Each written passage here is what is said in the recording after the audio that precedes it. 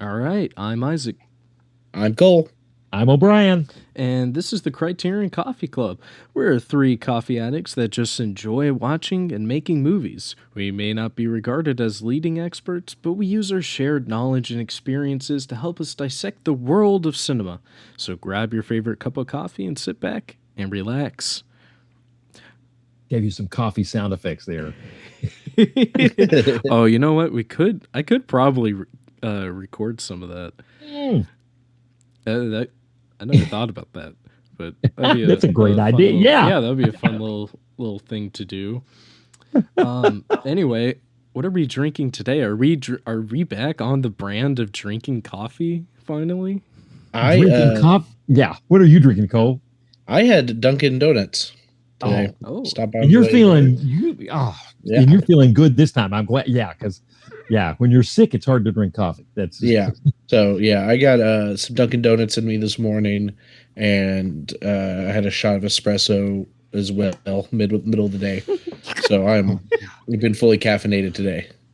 I am drinking the brand with the greatest mismatch between what the workers are paid and what the CEO is paid. And that brand should be no. remained unnamed. Oh no. We even said why. I just happened to be by there and Yeah.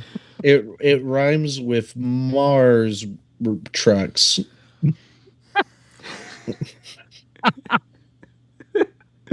Moonbucks. Well, I made my coffee. The beans are from a brand, since I guess we're talking about brands. It's a brand called, oh man, which one did I have today actually? I think I had Airship. I think I had my Airship beans today. I don't even remember. Man, I didn't even pay that close attention, did I? But they're really good. And then, I threw some milk and heavy whipping cream together and just to give it some more texture. Oh, that sounds good. Oh yeah, it really is actually. I do really like these beans. I did not know you added cream and milk to your coffee, Isaac. I didn't realize. Yeah, I know. Like for these episodes we record, I normally have like black coffee. That's usually because either I don't have the milk, the little like frother wand wasn't cleaned, or usually the case I was just too lazy or didn't have enough time because I didn't give myself enough time, which is very frequent. But today, all of those things came in alignment, which granted are all kind of problems that I have created. Well, except for when I run out of milk and I am like, oh, I didn't go to the store because it was like 10 p.m. last night. Just think about how much time you make in the day to deal with something that's with coffee, and you will make that time. It's important, but you will not make the time to floss your teeth. I'm just saying. Hey! I flossed my teeth. I flossed my teeth last night, actually. Way to go! Do I tongue scrape? No, I probably should, but floss my teeth. Well, anyway, who wants to give me their fact? Definitely not to cover up the fact that I lack a question. So the coffee fact. Mm-hmm. Okay, actually, I'm gonna. Guys, I swear Cole is not looking this up right now. This is completely from the top of his head. I know this. Okay, I just thought this was interesting. The Arabica plant has 44 chromosomes, while the Robusta has 22. Oh. I just thought it was neat. Oh, it's like you, it lacks a chromosome. Dang, dude. I'm kidding. Sorry, you set me up for it. I just thought it was really interesting that the two different types of coffee plants have various chromosomes. One for being 44, one being 22. That's probably why Arabica is used a lot more, is because there's a lot more in there to, use. Yeah. It's kind of It's kind of like when we were like I was saying, I don't know which episode, about like how lacking caffeine makes it harder to brew coffee. Yeah. Interesting. And we definitely did not practice saying Arabica 40 times before recording it. Yeah, and the moment you hit record, I was like, I don't know. You asked me right after we figured it out, and you were like, wait, Arabica. Arabica. And I heard you like mumbling to yourself. It's always, I got that down. Getting the emphasis on the right syllable. Oh, that's always gets me. You really got to stress the second syllable. Well, that's interesting about I didn't even think of it. Yeah, right. But the being genes, I mean, chromosomes and coffee, that's fascinating. And one has double the count over the other. Mm-hmm. Yeah, that's like, I feel like that's the weirdest part about that. It's not that like one has like, probably 10 more. It's like full 20 more. Like it's a huge difference between the two. Well, are you ready for the movie fact? Oh yes, hit it with this. Okay, hit movie us fact. With it. This is the rare film where you get a consultation of the director with somebody with kind of a pop culture theory or film theory background. And Dieterle, the director, when he came over, so many expressionistic film, German filmmakers who were making expressionistic films in the 20s and 30s, great filmmakers that came over to America in the 30s to flee Nazi Germany, and he was one of them. And made some really good films in Germany, made good films in here. Dieterle did, but he also knew one of the film theorists that set up camp in New York named Horkheimer, who also worked with Adorno. But they consulted about some ideas, how to express some kind of theoretical ideas in the script. And a lot of times, you're talking some really interesting art films that aren't necessarily as entertaining as this film. As much as I like art films, not saying anything against art films, that's what we do with Criterion. But sometimes that consultation of the director and a film theorist doesn't make for a film like T2, for example. Mm-hmm. But in this case, it really made for a lively film, and there's some interesting ideas with that they came up with that unusual, meeting of the minds working on the script together. Interesting. That's very interesting. Well, my question, because we are now in the month of October, and obviously this is one of the few months out of the year where people are like, oh, it's October, I gotta watch this movie, right? It's like one of those seasonal things. I feel like October and then like December-ish. Yeah, really just like the whole last 3 months for sure. And then like you got a couple others here and there. February might have your own. What movies or shows are you guys looking forward to watching this month? It could be new, you could be rewatching it, it could be old new. Olds in general, but new to you. Ooh. For me, the big thing I've been waiting for in October is Frankenstein. Oh, Guillermo del Toro's Frankenstein. I'm very hyped for that. Wow. I'm super, super excited. Yeah, and it being the thing I was probably most IMAX hyped about this year. And yeah, I think it's going to be worth the trip. Wow. I genuinely might go over the big city to watch it in IMAX. Each down. What about you? Wow.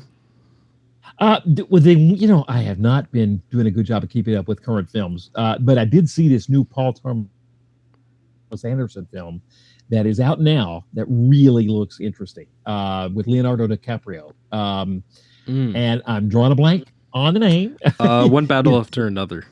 One Battle After Another. Looking at the reviews, it looks fantastic. 2 hours and 36 minutes, I think. Yeah, I've been interested in seeing that. That looks really good. Yeah, I've heard really good things about that. Yeah. It looks that just popped up on the radar. I missed tons of stuff. I missed Spinal Tap 2. I missed the Naked Gun. I missed Naked Gun too. I was And I was so bad about it. I know, because I was so excited for it. I think you and I both, like you, me, Kylie, and Alyssa were all like, yeah, Naked Gun. I can't wait to watch that. Oh, we got to watch it. And then, like, not a single one of us. No. Yeah. And We'll have to do a soju night when it comes not out. the same. Yeah, not a single one of us even opened up the Cinemark website to look at it. We're the problem. Yeah, we are. Yeah. We are very much the problem, and I feel so bad. I feel like a fraud. It's like something we talk about on this podcast, and I feel like a fraud now. Yeah. I want the spoof movies to come back. I know. So it is a shame. You know, that was one of the best ads that Naked Gun ran, where they had the really dramatic, like, every year, less and less comedy movies are being pitched to Hollywood, and even less of them are being greenlit. Like, it's just like the most dramatic 2 minutes about like how comedy movies are dying. Well, for me, it's not one movie. It's kind of just something I'm in general looking forward to, and that's I haven't even looked at the list yet, but Arrow Player, Arrow Video's like streaming service. They obviously usually have movies year-round that are good for Halloween watches, but which means that they usually go even harder on their October lineup. So I'm really looking forward to that one. Last year, both Arrow and Criterion did Japanese horror collections. I don't think there was a single movie that was on both services.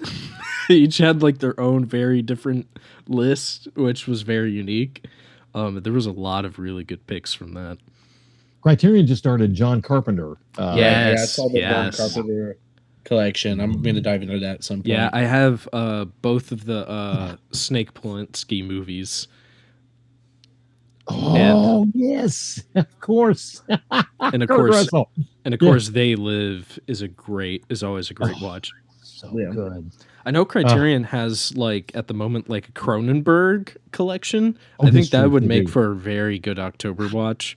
Because there's a couple on there I haven't seen, like The Brood. Oh, I run that clip. You guys have seen that clip because Andre would want me to run. We're going to run this clip for the body horror, for the goop, the abject stuff that comes out between, the stuff between us that comes out of us. And he always runs The Brood. I have not seen the whole thing, but that is the worst section. I mean, the section that he runs it. And I've got a pretty high tolerance for horror, but that is. They'll do it. Yeah, ooh. I think Cronenberg has some awesome picks though. I think his overall best one is The Fly with Jeff Goldblum. Oh yeah. I think that is just I know, Cole. I know I brought up Jeff Goldblum. It's a valid pick. It's a valid pick. It just so happens to have Jeff Goldblum in it.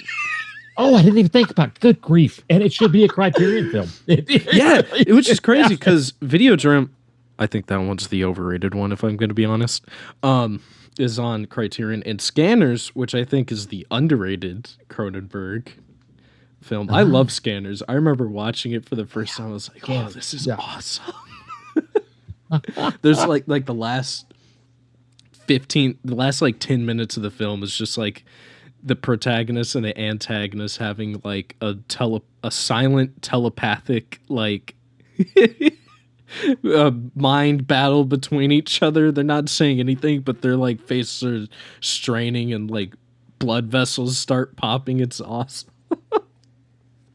I know we have some friends of ours that are not Cronenbergians.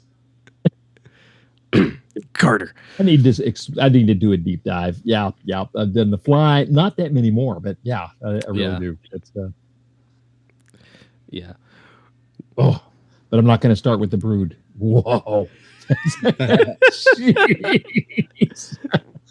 Did you guys? I know we need to get to our movie. Did y'all see The Substance? Speaking of October film, no. I'm kind of afraid to watch it because everybody was talking about it, and I'm like, I feel like I'm gonna watch it and think that everybody's just overreacting to this. You know what I mean? It's a good film. I did see it. It's a good film. It's a really good film. I trust that judgment. I trust that judgment. Well, thank you. And you too. I have there's just quite a few movies where it's like I've been disappointed because of how much it's been hyped up. Right. And so usually with like movies or shows, if it gets too hyped up before I like hit watch, and then I get afraid that I'm just going to be nothing but disappointed. You got to see Avatar 2. Oh my God. You see, I'm just being trouble. Avatar is a great example. I feel like I kind of ran into that with Weapons recently. Oh, did you see that? I did see Weapons. It wasn't bad. No, like it was good. It was good. It was really interesting. Wasn't like, it wasn't the best horror movie I've seen. You know, I don't know. It was really good. Not to get into Weapons, but I just think that movie is like really hyped up at school. All the kids are talking about Weapons. And they're like, Weapons, Mr. McKinstry, you got to see it. It's like the coolest movie ever. And I'm like, Weapons was like pretty good. Like it was pretty good. I had a good time. Yeah, you know, but it wasn't 7.5 beans. Yeah, like it was pretty good. Yeah, but it wasn't bad at all. It's a good movie. It is. I don't know. It was like word of mouth thing around the school. All the kids were super pumped about Weapons. I wonder if it's because it's got the school connection with that classroom and everything. That's maybe. I also a lot of these kids, I think it's just like I don't know. I like to think they haven't been exposed to as much stuff. Right. And I think Weapons is a really solid movie. And it is. It's got a nice twist at the end too. Nice, satisfying. Yeah. The chase at the end is oh God! It looks like Ferris Bueller's Day Off in a horror film. Yeah, it is wild. Going through the houses. Yeah. I've not seen Weapons. But I do have a little bit of a confession here. Yeah. I ran into the hype problem with Barbie. Oh, you did? Yeah, I'm not gonna lie. I didn't. It was like pretty good. They didn't do anything for me, to be honest. Who'd you talk to first before you saw it? You know, I'll let you guess because it is someone that all three of us do know. Yes, it is. But anyway, yes. So I'll let you guys try to figure out who that is. But like, you know, I wanted to do the Barbenheimer, and then I just didn't get the chance to. Yeah. And then I don't know exactly how it happened, but I ended up seeing Teenage Mutant Ninja Turtles: Mutant Mayhem instead of either of the other movies. That's so disappointing. Well, I did like Mutant Mayhem. It's because I think it's because I was like, I'm gonna do Barbenheimer, like both of them back to back. It's gonna be awesome. Even if I don't care for them, the fact that I could say Barbenheimer, but then it was like, where am I gonna find 5 hours to watch two movies back to back? Barbenheimer was such a special experience for me. Oh yeah, I think you've told me about it, but it was just like after like 2 years, 17 days straight. Yeah, you see. But after like 2 years of everybody going, oh, Barbie's like the greatest thing to ever grace feminism on cinema. And I came out of it, I was like, I feel like Kill Bill did better on feminism than this. It's insane. Barbie's fantastic. I think, I don't think, I will never give it fantastic. I think it's pretty all right. The more you hype it up, the lower rating I give it. That's fine, dude. I just think you're crazy. It's my favorite Greta Gerwig film. I don't know. And I like all of her movies. What? How is that your favorite Greta Gerwig film over Lady Bird? Lady Bird's my least favorite Greta Gerwig film. What? And I still really like it. I really like it. That's crazy. I mean, that's like, it's my least favorite out of a director who's only made movies that I really enjoy. Look. I've seen 3: Barbie, Little Women, and Lady Bird. Barbie's third. And the order is Barbie, Little Lady Women, Bird, Little Women, Barbie. Yeah. So I like how we both agree Little Women's too. Little Women's too, for sure. I thought it was better than the original, if I'm going to be honest. Oh, it is. It Yeah, is. the original's kind of boring. Yeah. It's like it was like one of those movies where it's like, well, it's either that or read the book again, and I don't have the time dedicated to read the book again, so I'll spend 2 hours watching it like I cozily in the love how background. the way Little Women, the movie, is edited. I think Oh it's yeah, put yeah. together in a fantastic way. Oh yeah, But absolutely. anyway, And also excellent acting. yeah.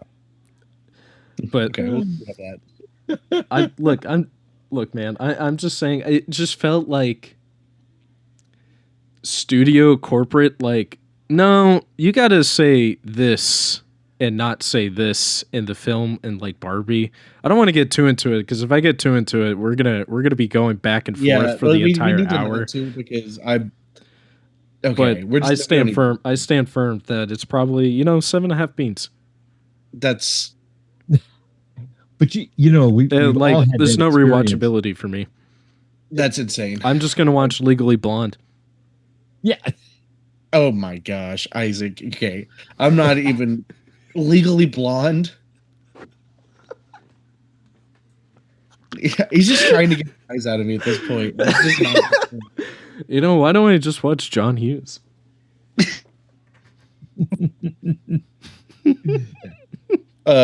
Also, I love the color grading on Barbie.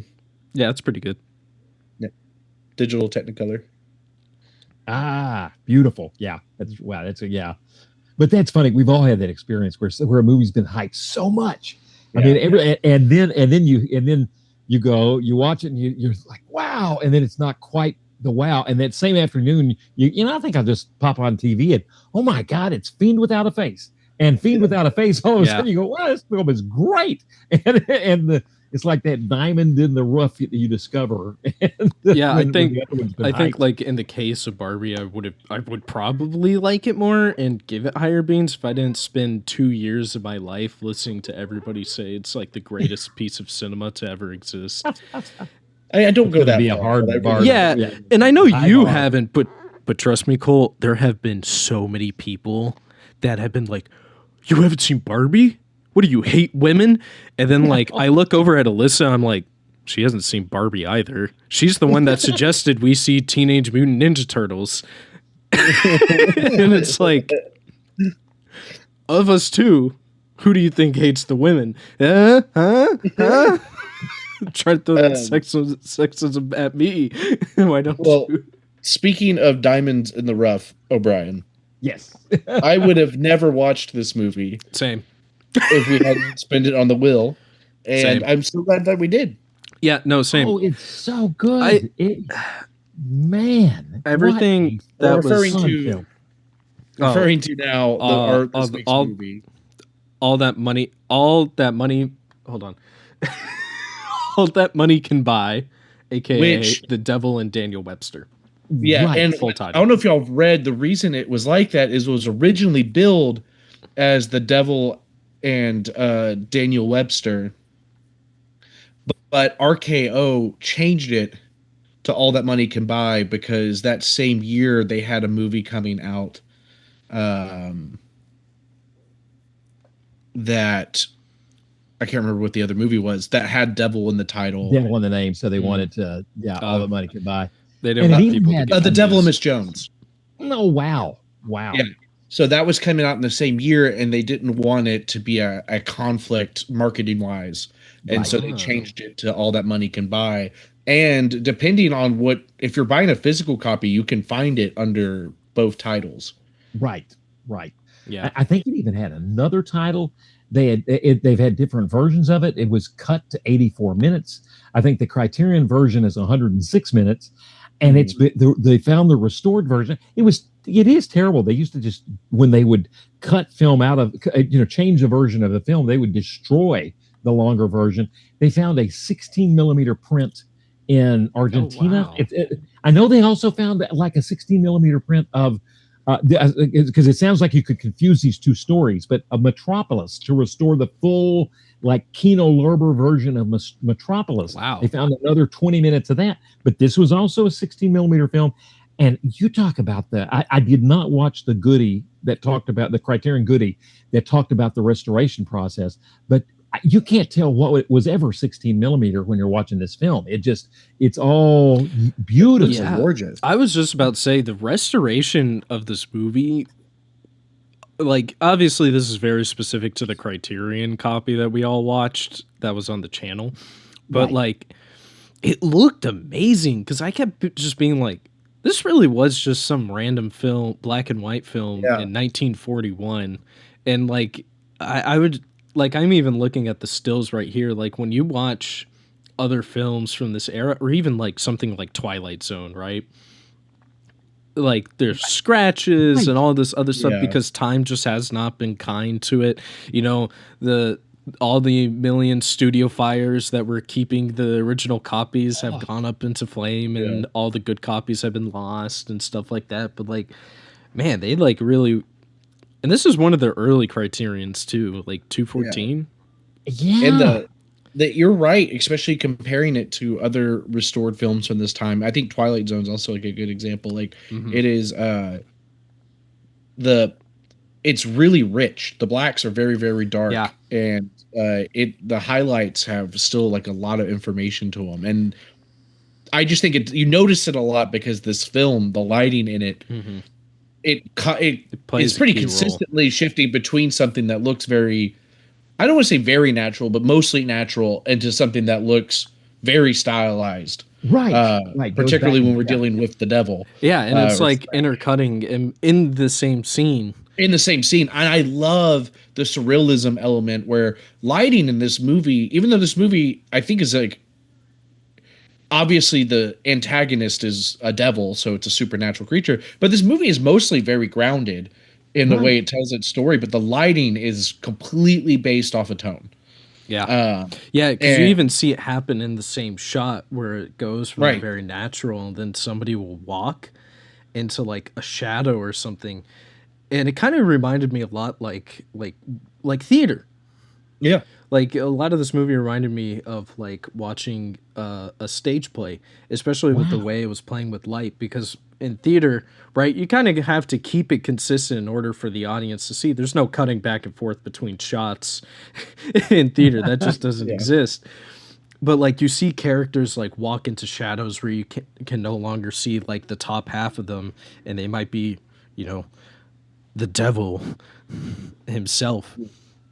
Yeah. And I love, and we have a lot of the really harsh lights just on their eyes. Yes. Like whenever, you know, we're being tempted by something, or we need to really focus in on like what their face is saying. Or the shadows on the walls. The shadows on the walls. That one scene when the devil's talking to Daniel Webster. The first time you see both of them. Oh. Wow. It is fantastic.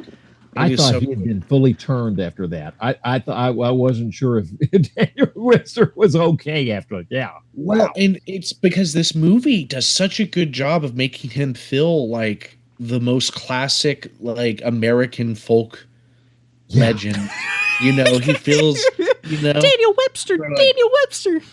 Golly gee. Daniel Webster was such a good New England man that even when the devil came to bargain with him, he got the upper hand. You know, he could throw back pints of rum and never get sleepy. Yeah. There's not a rum on this world that could make Daniel Webster sleepy. Oh, and peach pie, his favorite. That title is good. Daniel Webster belongs up there with Johnny Appleseed and John Henry. His horses are named the Constitution and the Bill of Rights. Yes, that's exactly. Don't forget the Supreme Court. And this is sometimes you gotta push her. I mean this in the nicest and the best way possible. This is propaganda I can get behind. Yeah. Like I know exactly what you're talking about, because I was thinking that. Because like when the final scene happened. Yeah, because like Daniel Webster is a idealized version of like like a true American hero in the way that actually like matters. Like he's just a person who cares for his neighbor, and he's a hardworking man. He loves freedom, you know, and he loves America, like the nature of America. He talks about seeing the mountains and the rivers is the most important thing you can do as an American. And him as a character, his sole purpose was to help the main character overcome his corporate capitalistic greed. True. Who had like all these contracts with like the poor farmers and stuff that that were like stuck in their stuck in debt to him because they couldn't afford to live anymore. Right. And he had become Jabez had become so bad that that it becomes what he hated. He ends up, first he's in debt, and then he becomes essentially the banker and sucks in all the workers. But one thing that's interesting too is that Daniel Webster had supported it, and it comes up in the film some. He supported the Missouri Compromise. First he's an abolitionist, but then he supports the Missouri Compromise, and even worse, the Fugitive Slave Act, where slaves that had run away are returned, taken from the North and forcibly returned. And so he did all of that to save the Union, but there were abolitionists that felt he was the devil because of his compromises, the Missouri Compromise.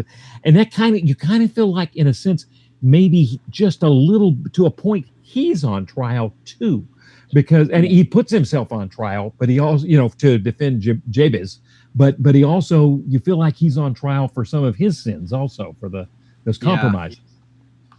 And that's where this film theorist goes, just to kind of cut to that already. The film theorist, he feels like that this is all done on purpose to, as much as this director could, point out that America is far from perfect, and America, much as, in fact, the writer of the short story, there was a line, he said, I absolutely love America, but I love it so much I want to point out its flaws and point out how it could be better.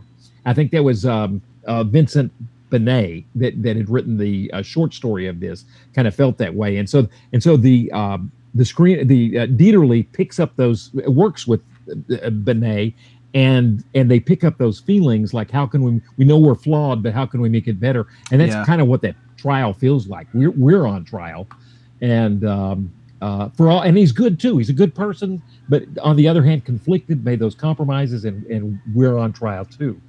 That trial scene. I know we're talking the end of the film, but it was, one reviewer said that he didn't like it because it was too cramped. And I kind of like the fact it was cramped. That's a strange review. Yeah. Personally, like, it's in a horse stable. That's an L take. Yeah. That's a terrible take. It happens at the place where he sold his soul. Right. He's a struggling farmer, and the devil kind of corners him in his barn after he's had. And it's one of those things. I love, you feel empathy for Jabez at first, because hey, that day is terrible. He has to go sell his seed, which is his ability to make money. Yeah. And a calf, also something they were going to rely on. The butter money. Yeah, and just to be able to keep the farm from closing, and then the seed gets God. Like, his getting the cow into the cart, his wife falls over and she's injured herself. She maybe has concussed. Good and God. Yeah. Then he's trying to get the seed into the cart, and it catches on the door, like the bar on the bar door, and spills everywhere directly into a puddle. It is now worthless. And that's, of course, that's when Scratch, that's our devil, shows up and is ready to make a deal. Right. He says, he's at that level where, I mean, anybody could almost be at that level where you're like, God, he says, I'd sell my soul, and Scratch is right there. He's been shadowing him. He's ready to make his move. Scratch is, and all, it's almost like he laid the trap and was there to take his soul. And oh God, and it's so well shot. The gold, it almost like when the Scratch says, look right here, you got Hessian gold, and it just bubbles up from the ground. So well lit there. You guys were talking about one thing about the lighting in that scene too, and it reminds me of sometimes you'll see it in Star Trek, like classic Trek, where you just see Captain Kirk's eyes lit. And is that some of the lighting that you're seeing there too? Is that Yes. Yeah, I mean, sort of- obviously, I don't have the Star Trek background like you guys do, but I definitely saw that noir-esque, like just the slash on the eyes. Yeah. throughout the whole Chinatown, movie. Blade Runner, the Maltese Falcon. It's that classic, just like, we're selling something that is intriguing and sinister by just doing that eye highlight. It's like one of my favorite, I don't know, things I did, and I just it's use so the use of shadow and light in this.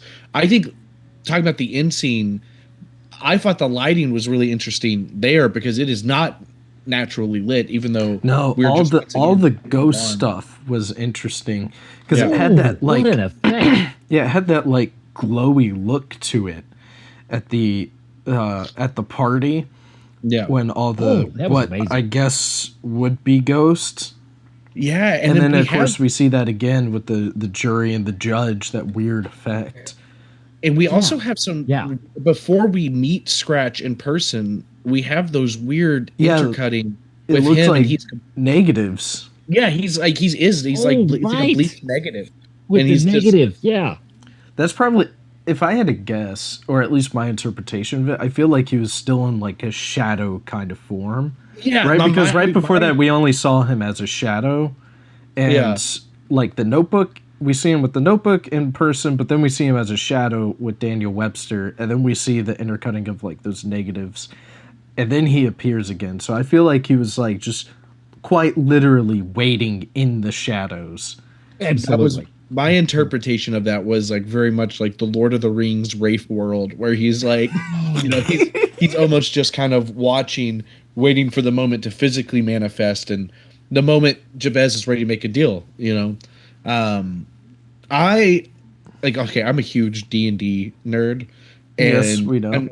I'm about to write Scratch as a devil in a campaign. I mean, he's just he's great, and he works for like a classic D&D devil. And then I'm like, I might be playing a paladin named Daniel Webster at some point.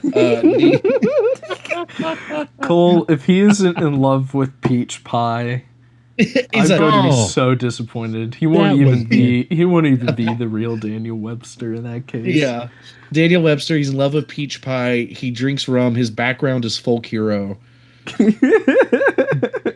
There's another interesting story dealing with this director Dieterle, and this is from an article, a really good article on it by give credit where by Simon Richter wrote it. Really interesting. Called it. This is mixing film, and where once in a while you get a director that works with a theorist, and this was of course back in the day of the production code, and where you're not supposed to show a lot of drinking, and so when he submitted the script, he put in so much drinking that that the writer of this article, Richter, feels like he did that as a diversionary tactic, so that the production code people would not go so hard on the fact that here we that we're talking about kind of a little bit of farmer socialism with the idea of the grain, like a co-op, not really social, but it's co-op, worker-owned. That they're working that in an important way, and of course the idea that maybe America, it's still a great place to live, but you want to cure its warts and all, and you want to work on those warts. We want to acknowledge that there have been problems and compromises have been made. And then he put in the drinking, so they get rid of some of the drinking. Obviously, they still kept a lot of drinking. I mean, the name of the brand are Medford Rum. Medford Rum. Yeah. One time through, and the name.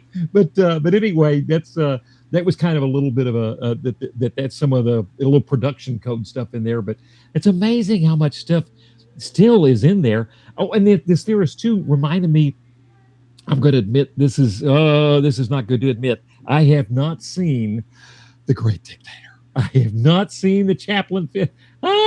That's surprising. Modern times without The Great Dictator. So no, that's my all-time favorite Chaplin movie. I know. It's hard to take. So this guy brings up in the article. He says that this writer that Dieterle knew of The Great Dictator, and so he was thinking a little bit at the end, maybe when the devil. So it sounds like Charlie Chaplin addresses us, breaks the fourth wall. Yes, he at does. The end of the. How does that happen? What does he do in there? How would you do that? So, like, the main premise of the film is that he's essentially the tramp character, but a German equivalent. And he's the tramp, and this German equivalent lives in a Jewish ghetto, but he looks identical to the leader, who's definitely not Hitler. He's Führer something something. But not Hitler. Yeah. But he looks identical to the tramp, and then he gets confused by like Nazi officials and stuff. And anyway, so there's like a bunch of antics, yada yada, classic Chaplin slapstick stuff. But at the end, they're like rush him onto a stage because they're like, it's time for the Führer to give his speech.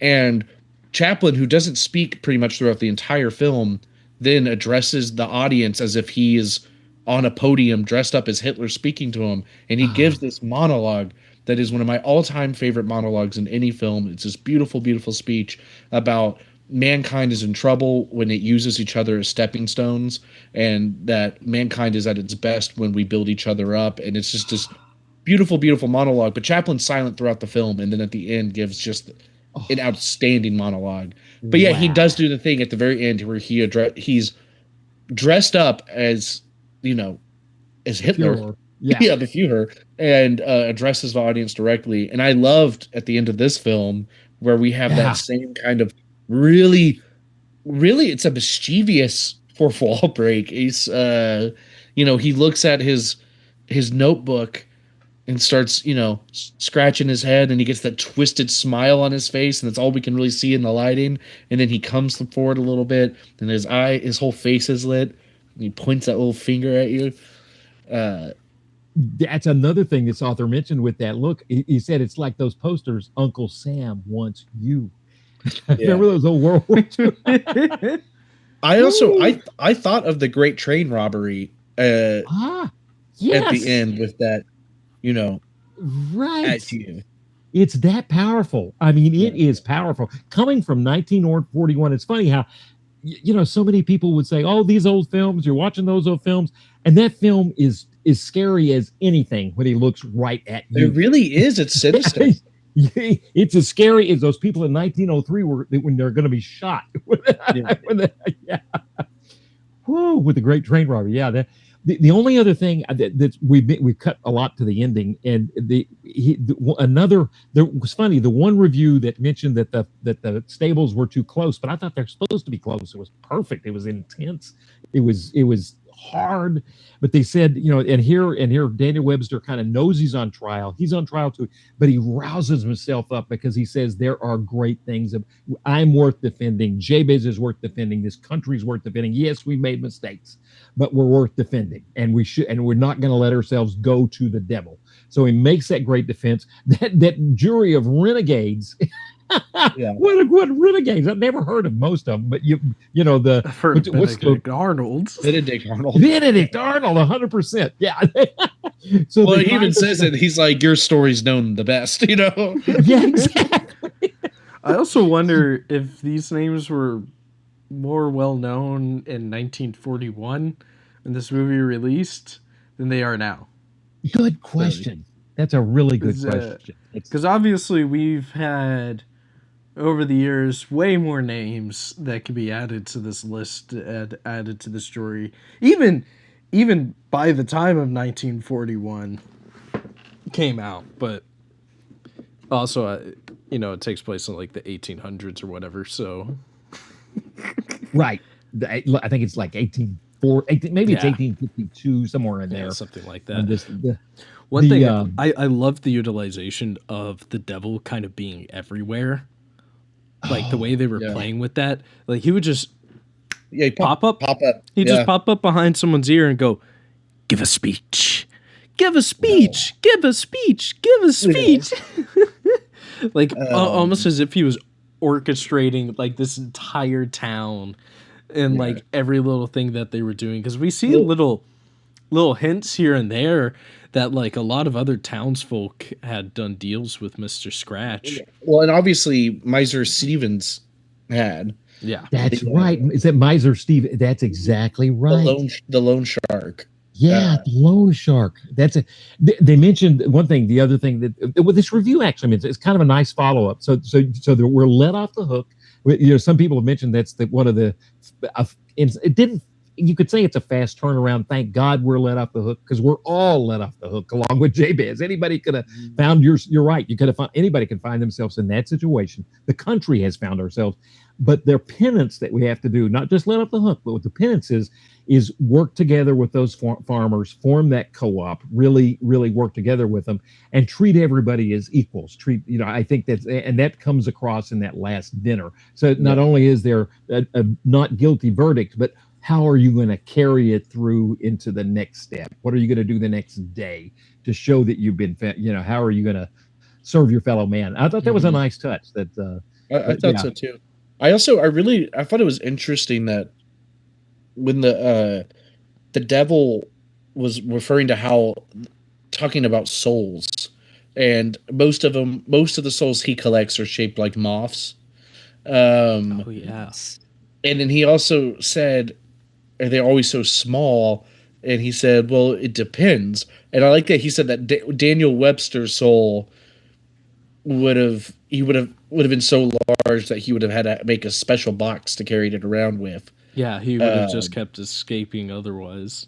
Yeah, and he would have loved to see the wingspan on that creature. And so it's like, and we saw him try to tempt Daniel Webster a few times, and so we know that like he is kind of gunning for Daniel Webster. That's why when that soul became potentially up for grabs, he had to make the bargain, But I just like the idea that like this like folk hero type character has like, a extra enticing soul for a devil to try to tempt. I think that's fun, and that's like kind of like where his folk hero charisma kind of like influence comes from, is like he's just got a big soul. He drinks, but he never gets drunk, and he tells the devil to sit still. Oh yeah, that was awesome. And he gave that kid his comeuppance. Yeah, he did give dessert. Yeah, and not that I'm in favor necessarily of corporal punishment, but that kid, he'd been warned not to throw that. Well, he's also abusing animals, so totally. Yeah. It was very much warranted. I did. And he changed. It was also great because, or in general, with the devil is like he's almost lurking in every corner, because we see the like person that had the mortgage on the house, right? He had like the box of the Haitian gold that he hid, and then he like compares it to the one that Jabez gives him, and he has like that look of shock on his face, almost as if not only is it the exact same kind, but he's pretty sure Jabez got it from the same place, right, that he got it from. And then I think that's the first moment where you get that feeling like the devil isn't just affecting Jabez, he's affecting everybody in this like little town. Yeah, because he can tempt. Yeah, because then there's the other character, a few of like Jabez's quote unquote friends, and one of them says something along the lines of, "Yeah, anybody who worth the damn or whatever can that recognizes where Belle recognizes that woman." He's referring to Belle. I can't remember the exact line, but he was like, "Anybody that recognizes Belle knows what Jabez is up, the kind of man Jabez is," or something along that line, where it's like, oh, so Belle doesn't just appear to one of these people, she appears to everybody with like Scratch. Right. And Scratch is Bitcoin. That's a foreshadowing of Bitcoin, is what that stuff is. Yeah, because they're collecting it and not using it. Yeah. I love the line, "I'd fight 10,000 devils for the soul of a New Hampshire man." God. That's a great movie for New Hampshire. Yeah. It was a great line. It's a good movie for New Hampshire. It's big for New Hampshire. Yeah, I think this is the only movie I've seen that like not just took place in New Hampshire, but made itself known that it took place in New Hampshire. This movie's like the New Hampshire movie. Wow. Yeah. This is like the only New Hampshire movie I've ever seen. Me too. Me too. The two women in the film, it's interesting. The wife sticks with Jabez, and her name is Anne Shirley, and the actress. And this was one of her last films. When Mary Stone. she's what's that? The wife's name was Mary Stone. Right, Mary Stone, and I think Anne Shirley's the actress, Yeah. and then in '44 she made a really interesting film, Murder My Sweet, an interesting film noir detective film, and that was her last film. But she has an interesting look, and here's my question to you guys: there's a scene, and I can't figure out where it is in my head, but she's laying down on the bed, and it's like she knows something's wrong with Jabez. It's before something's obviously wrong. It's before the woman shows up. The actress that plays the woman is Simone, who played in the Catwoman. You know, that's where she got famous for being in the Catwoman film. The first one that was actually a really good film. So it's before she shows up, but it's like we see the wife's face, and it's just enigmatic, kind of lit in sort of a spooky way. And she just has an uncanny look to herself. Maybe it's because she really knows what Jabez is up to. But do you guys remember that scene? Does that ring a bell where the wife looks kind of eerie? Maybe she's on the bed. I'm not sure. Yeah, I felt that way.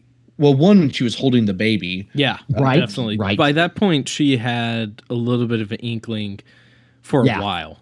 Yeah, Right. She but had. also, I thought there's a really interesting scene when they're laying in bed, and he's trying to talk up like all the money and what they can do with the money and stuff, and and she's like, right, but we've always said that we'd be happy poor. Right. That like that we're happy just getting by, and so it's nice essentially. All she wanted was a new bonnet. Yeah, it feels like it kind of lingers on her for a minute after that little conversation, and it just ends in a spooky way. It just I definitely get the vibe that it's lingering to almost kind of show that like Jabez is trying to pull like more enthusiasm from her, and he's just keeps getting he's not able to really reel her into this. Right. I think Mary had a feeling very, very, very early on. I think you can see hints of it when Jabez comes in and it's like, oh my God, we have Haitian gold and we can pay off the mortgage. Right. Like he comes in with that, like super excited about that. And I feel like the way she's acting is like cautiously excited in a way that she's like not sure how this is going to actually truly affect Jabez. Cause like even the mother is just kind of like, oh, well, that's great. That's great that we could pay off the mortgage. Let us eat and pray. And then she just like kind of casts it to the side. But like the wife, I feel like she's kind of like she catches on like immediately to it that this change. And then when they're laying in bed, I think the scene you're talking about, O'Brien, it's like really starting to settle in that like this is unsettling for her, especially since she's pretty sure that she's pregnant by this point. Yeah. And then that final nail in the coffin for the whole thing is when she's holding the baby and the person that should have been Dorothy but is now Belle, it just walks right in. Yeah, exactly. Yeah. I love the way stuff like that happens. Like, oh well, she's gone, but we got this woman here, and that's what happened to her. And all of a sudden, the new woman's. I don't even think we ever saw Dorothy. Not again. No, because they were too poor in the beginning to even have a Dorothy. Right. It's just kind of like time jump, which I thought was a little funny. I also really like the scene, and this is at the end at the barn, when they talk about like how much he's changed. And I do think there's an interesting part where he's like, you've done this to me. All I can think about is money, money, money. And I don't know how much is it like once you start accepting the devil's money, is it almost like, is he playing off of Jabez's like inner greed? But by all accounts, Jabez was a very different person before he took it. So it's almost like reminds me of the concept of like dragon madness, where like if you take a piece of treasure from a dragon, then it's tainted with dragon madness, and now you have like greed. Like that greed is a part of you now. Like you have to be collecting your own hoard. Cool. Somebody did that to me with DVDs. Yeah. Cole, you had DVD madness. Cole, you had the perfect setup to use the One Ring from Lord of the Rings as your example, and you proceeded to not use it. Well, I am pulling from Tolkien though. That is yeah. That's the Hobbit, basically. That's the main issue in the Hobbit with Thorin taking Smaug's treasure. Is that what happened to they get dragon madness? The dwarves do. Is that kind of a the dwarves largely the line of Durin is cursed with dragon madness. Wow. You know, I've read all the books and I'd forgotten that much about the dragon. It feels more like just a kind of a trait of all dwarves to want to hoard stuff, but specifically they have dragon madness, and that's wow. Ooh, Criterion Collection madness. That's yeah. You get one piece and suddenly you need the closet. You end up with spine number 17, and all of a sudden you have the entire collection. Yeah,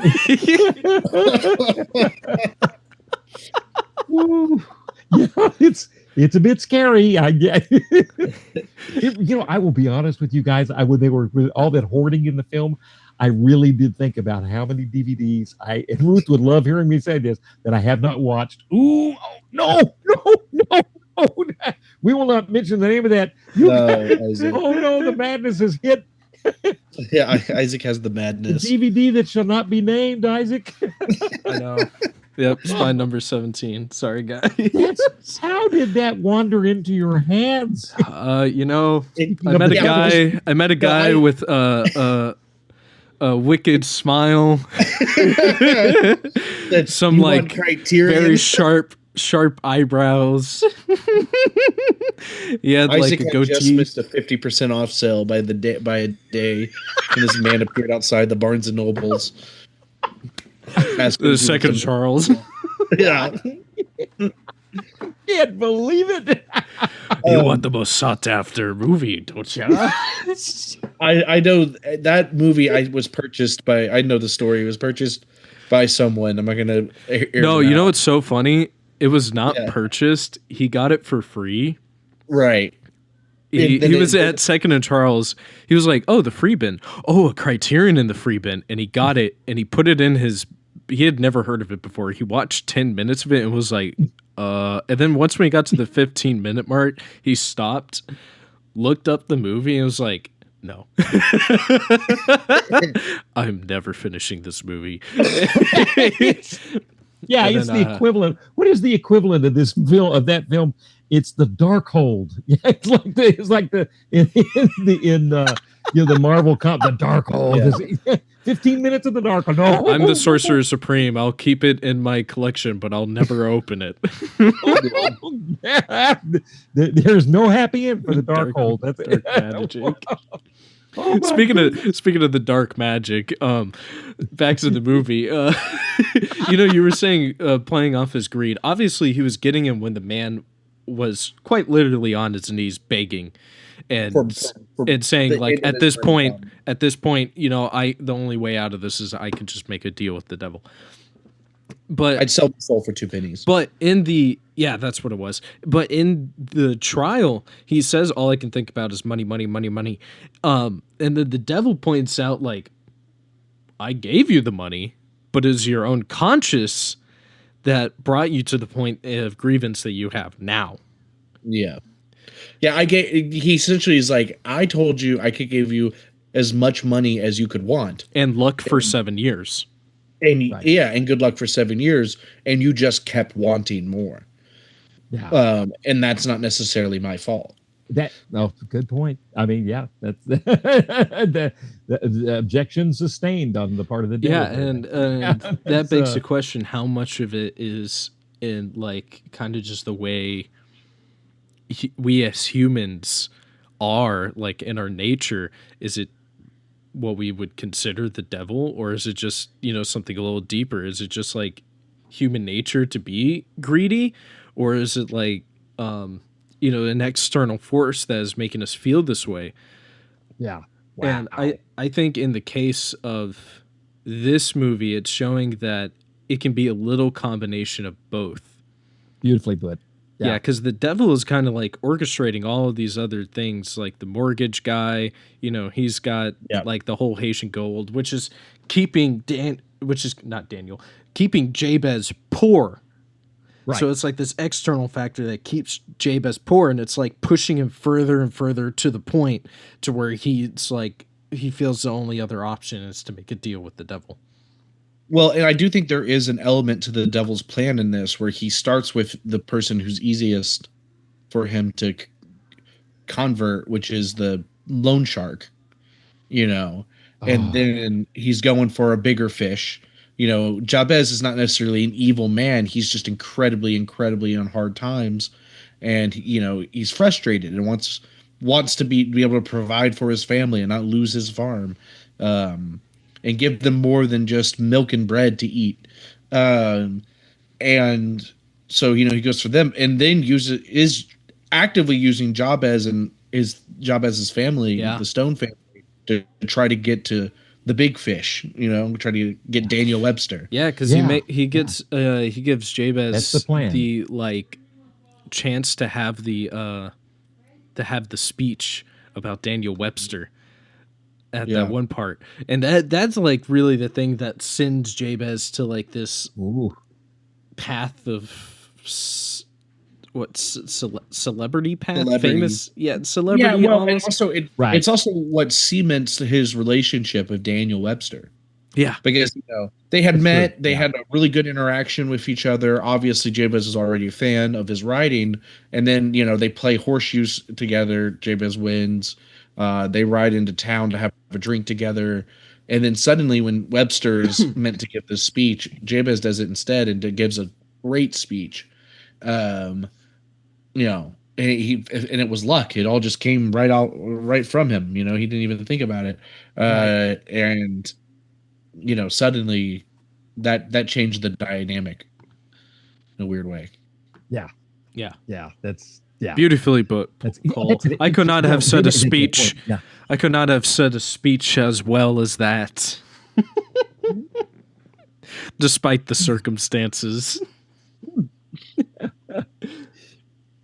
But I was about to say, I'm surprised that we went this whole time and we did not at any point bring up the religious components of this movie at all. Yeah, and it's definitely there. There's definitely a Puritan underlining tones. Obviously, because it is very much the Puritan idea of a devil, a classic Puritan tempting crossroads type devil. And you know, or I should maybe say like American folklore. Yeah. And Puritanism too. Yeah, you're right. Yeah. Yeah, because what they constantly talk about is, oh, you need to go to church. You need to go to church, Jabez. Jabez stopped going to church, and that's when that's when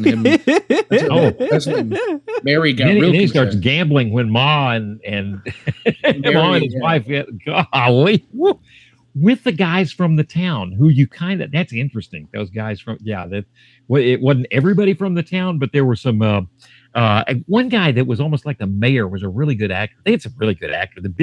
Not bit parts, but character actors were just. And the devil was fantastic too. Yeah. Oh yeah. Oh man. The Daniel Webster was going to be played by Thomas Mitchell. You might remember him from Stagecoach, John Ford Western. That's just the guy that's the doctor in Stagecoach that's always drinking. That delivers the baby, and that is Thomas Mitchell, and he was thrown from a horse. I think maybe in one of those scenes when they're on the carriage where the kid might have been a scene where the kid's whipping the horse, but got his boomer, not boomerang, but slingshot, and but anyway, he got thrown and hurt, and so they had to bring in Arnold. I'm trying to think the guy that played Edward Arnold, and boy, what a great job he did. I wouldn't fantastic cast. But yeah, interesting, the concept of religion and church.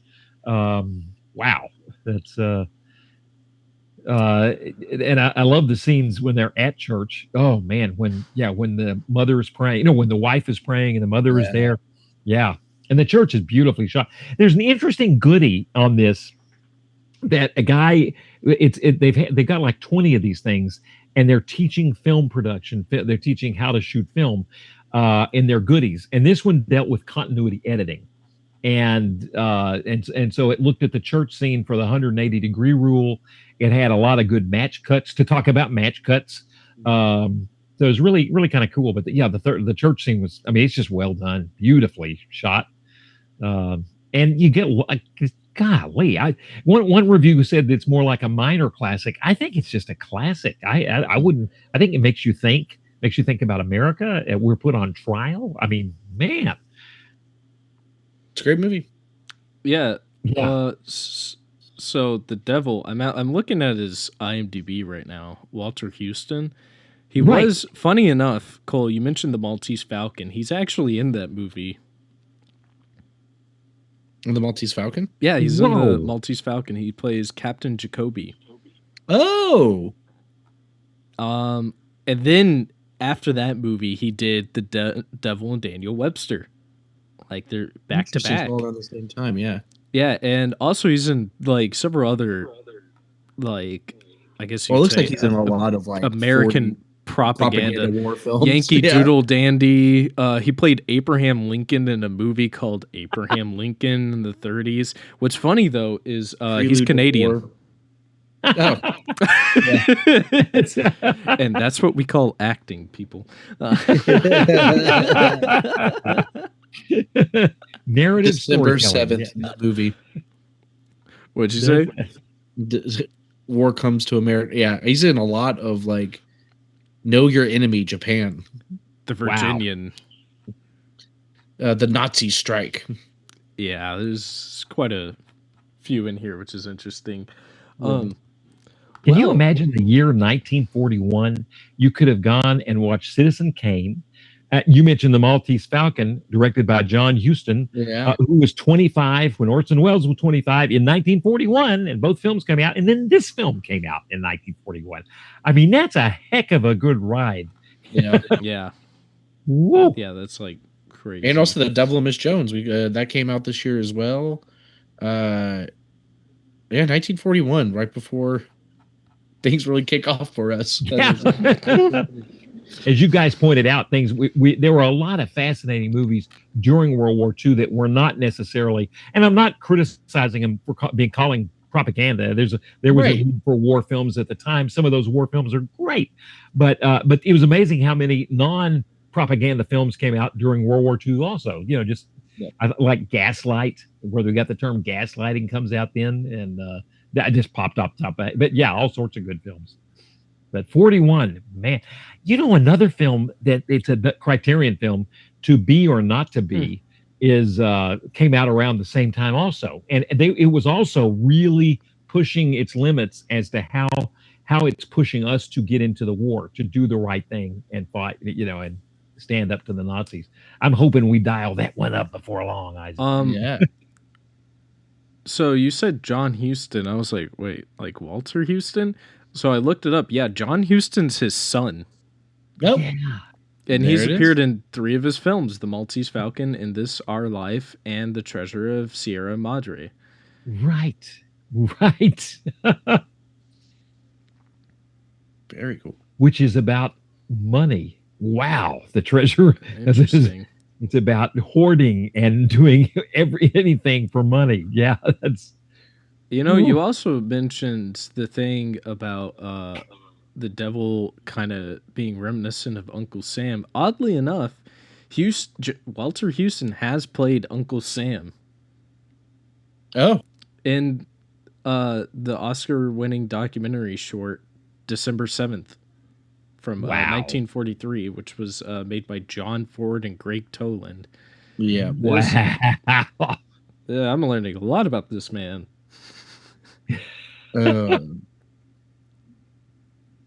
John Ford. The cinematography in this film was so good. I'm just checking who did the cinematography for. The music was done for the Devil and Daniel Webster. The music was done by Bernard Herrmann, who of course did the music for Psycho, did the music for Taxi Driver. Yeah.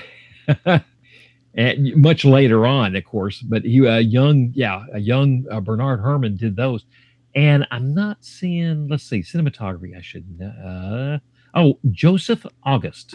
And I will admit I'm more familiar with Greg Toland than I am from that time period. But it's an awesome, what did you guys think about the effects in the film? Like the special effects. I thought the jury was incredible. Yeah.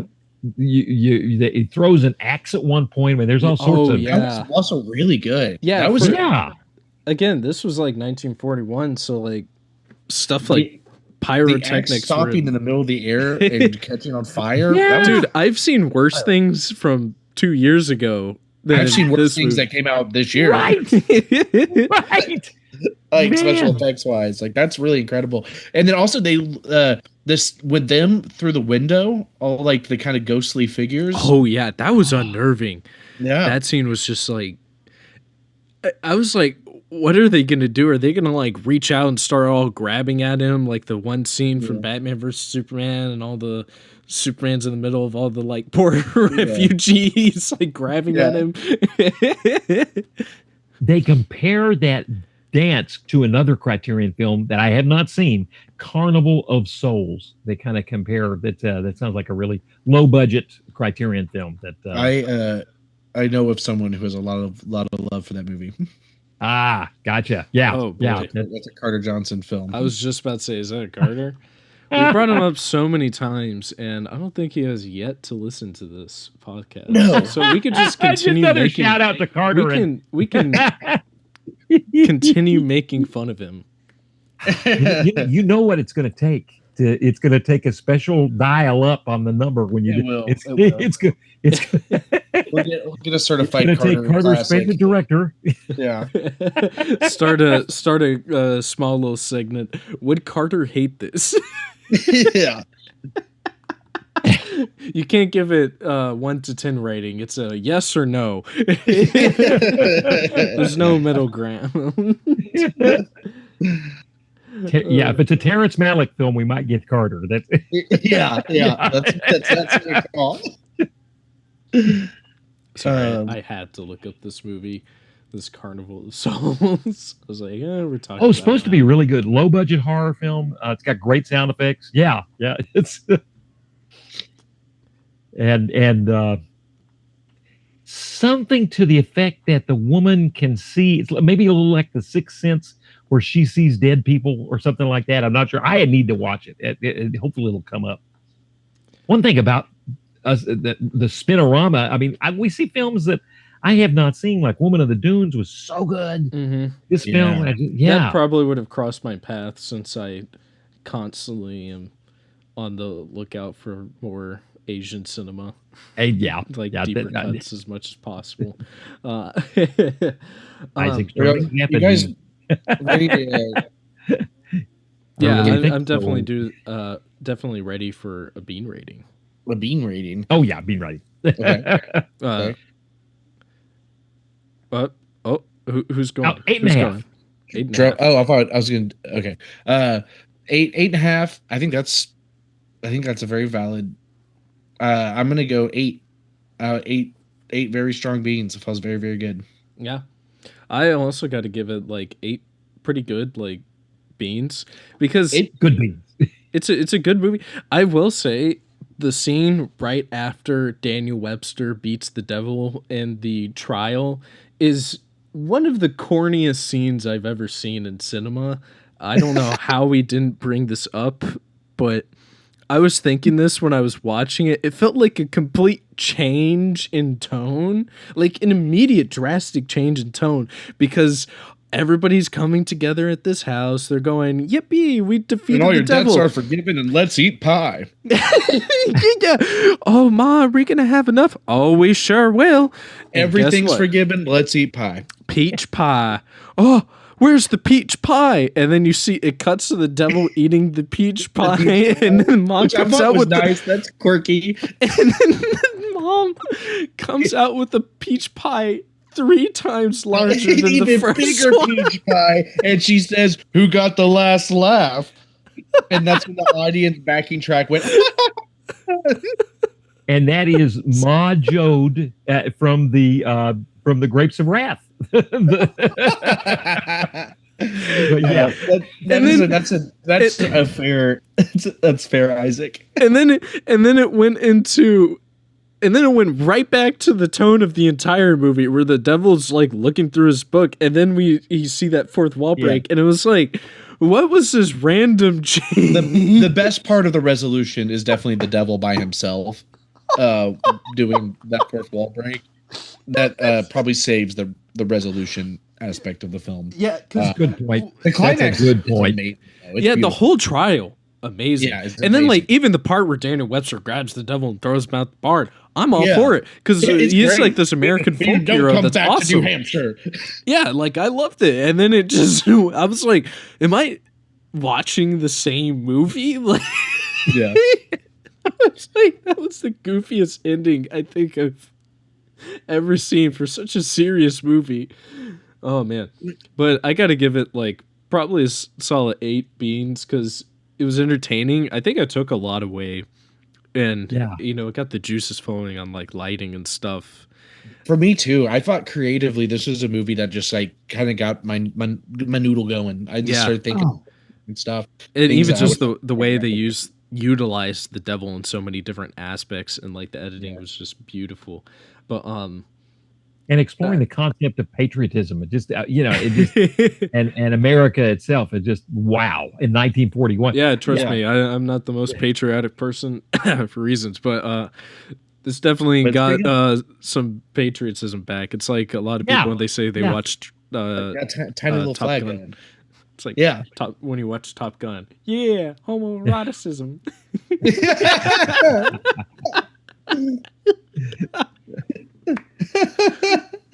All right, are you ready for a spin on the wheel? Yeah. Spin of the wheel. All right, tell me when you're ready for the drum roll.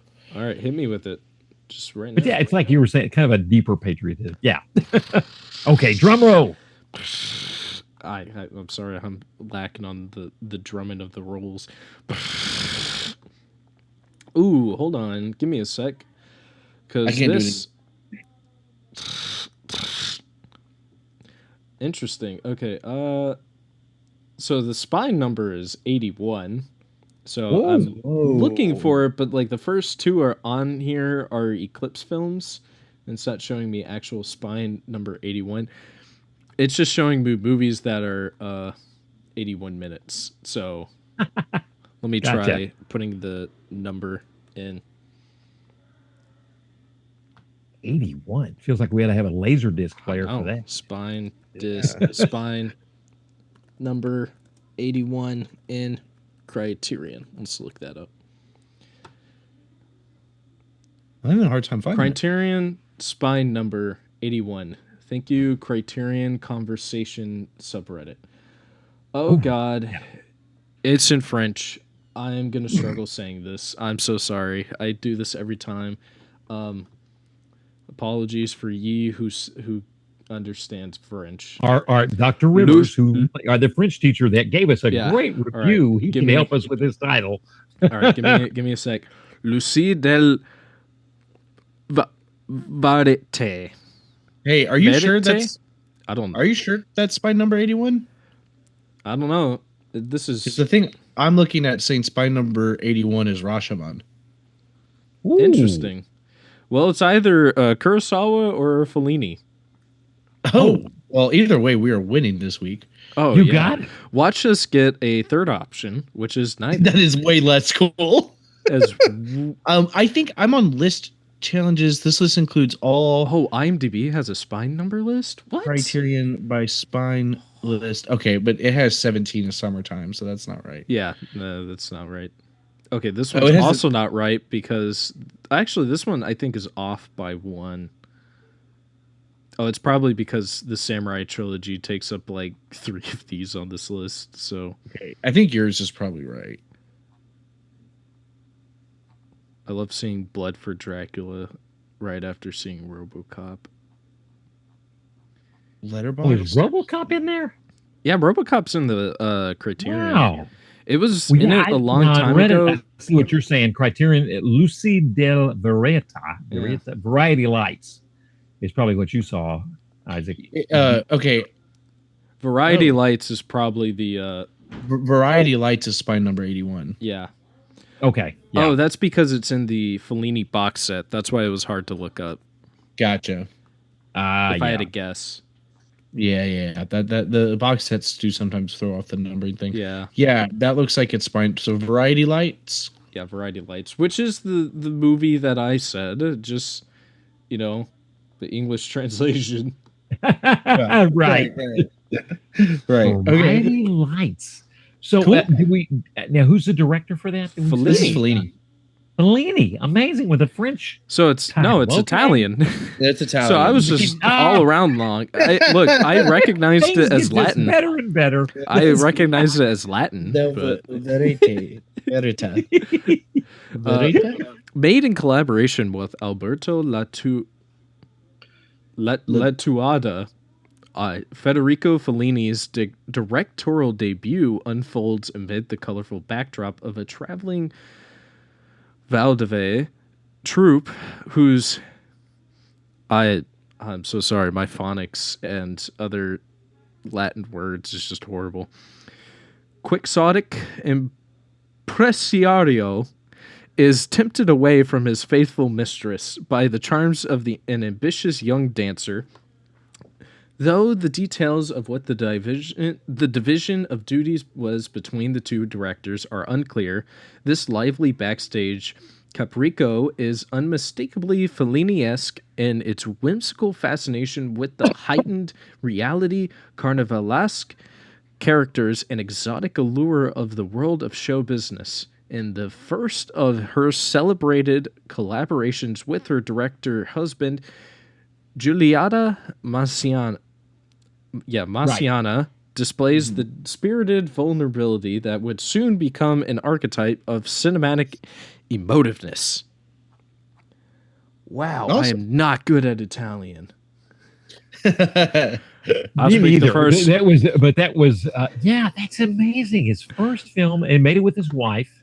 Who was acted. She was in, of course, a lot of his films. I speak the most Italian. Donnie speaks the second, and he speaks the third most Italian. I don't speak any Italian. Exactly. that's what I feel like right there. I feel like Brad Pitt in Inglourious Bastards. Giorno. Have you got the Fellini film she was in was La Strada? That obviously came after this film, but that's interesting. This is on the Criterion channel. Awesome for us. Pretty great. Pretty short at 97 minutes, and of course, black and white, 1950. Awesome. Wow. Oh, she's so good. This is going to be fun. That's a Fellini film. This is cool. Yeah, these images look beautiful. I'm super excited. It's also his debut feature. Yes. Film. Yeah. So that's very cool. So you're right, Cole. We were eating good today.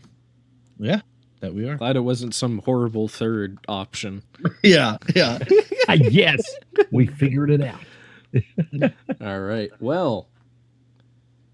Oh, I guess I didn't ask you guys. Do you guys think this movie belongs in the Criterion? Oh, absolutely. Oh yes. 100%. Do you guys have any reasons for that? I think there's like the relevance of like this feels like kind of the beginning of a lot of I'll form my words and my sentences yet. I'm not a New Hampshire man. I'm not good at this off the top of my head. I feel like this is the beginning of a lot of techniques that we use today. Like this was a pioneer in a lot of that stuff, especially with lighting and editing. Filmmaking wise, it is super, super strong. And then also culturally, it's based off a book that is, considered an American classic, or a story that's considered an American classic. And then also, I think there's just like a lot of really interesting stuff to take away from, especially you're coming at the end of the 30s into the 40s, and we're, FDR economics, and we're talking about introducing, some socialistic ideas into into the United States, government system. At the very least, pro-union. Yeah. Yeah. Workers co-op types. Yeah. And an amazing time to be doing that. That's so yeah, I definitely think Criterion for sure. Yeah. Alrighty. Well, and it's awesome. Yeah, it is just a really good movie. It is. Yeah. Peach pie and all. All right. Well, before we go, please like and share if you enjoy this podcast. And if you want to bring your own ideas from the movies we watched or just wish to chat about cinema or coffee in general, then leave a comment and engage with us. With that being said, I'm Isaac. I'm Cole. I'm O'Brien. And we will Goldblum y'all later. Recording stopped. Whoops.